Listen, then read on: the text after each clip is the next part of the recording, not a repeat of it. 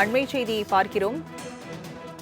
சுகாதார ஆய்வாளர் பணியிடம் தொடர்பான வழக்கானது விசாரணைக்கு வந்துள்ள நிலையில் இதுகுறித்த இடைக்கால தடையை உயர்நீதிமன்ற மதுரை கிளை விதித்திருக்கிறது. கூடுதல் விவரங்களை செய்தியாளர் பாலகிருஷ்ணன் வழங்கி கேட்கலாம். பாலகிருஷ்ணன், உயர்நீதிமன்ற மதுரை கிளையில் இந்த வழக்கு குறித்த விசாரணை வந்திருக்கும் நிலையில் தற்போது இடைக்கால தடையானது விதிக்கப்பட்டிருக்கிறது. விவரங்கள் என்ன?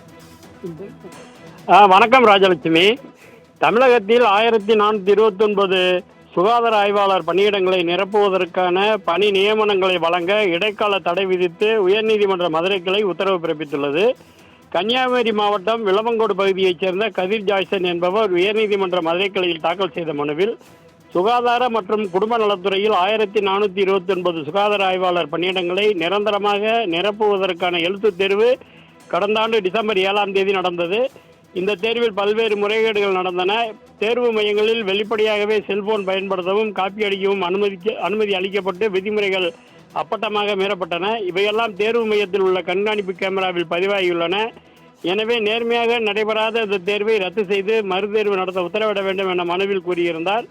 இந்த வழக்கு நீதிபதி புகழேந்தி முன்பு விசாரணைக்கு வந்தது. மனுதாரர் தரப்பில் தேர்வு செய்யப்பட்டவர்களுக்கு விரைவில் பணி நியமனம் வழங்கப்பட உள்ளது. தேர்வில் நடந்த முறைகேடு குறித்து உரிய விசாரணை நடத்தாமல் பணி நியமனம் வழங்கக்கூடாது என வாதிடப்பட்டது. அப்போது அரசு தரப்பு வழக்கறிஞர் கூறுகையில் விசாரணை நிறைவடையாமல் உடனடியாக எந்த பணி நியமன ஆணையும் வழங்கப்படாது என தெரிவிக்கப்பட்டது. இதனை பதிவு செய்து கொண்ட நீதிபதி பிறப்பித்த உத்தரவில் 1429 சுகாதார ஆய்வாளர் பணியிடங்களை நிரப்புவதற்கான பணி நியமனங்களை வழங்க இடைக்கால தடை விதித்து உத்தரவிட்டார். மேலும் தேர்வில் நடைபெற்ற முறைகேடு புகார் குறித்து தமிழக சுகாதாரத்துறை முதன்மை செயலாளர் பதில் மனு தாக்கல் செய்ய உத்தரவிட்டு வழக்கு விசாரணையை நாளை மறுநாளுக்கு ஒத்திவைத்துள்ளார். ராஜலட்சுமி, விவரங்களை வழங்கியதற்கு நன்றி பாலகிருஷ்ணன்.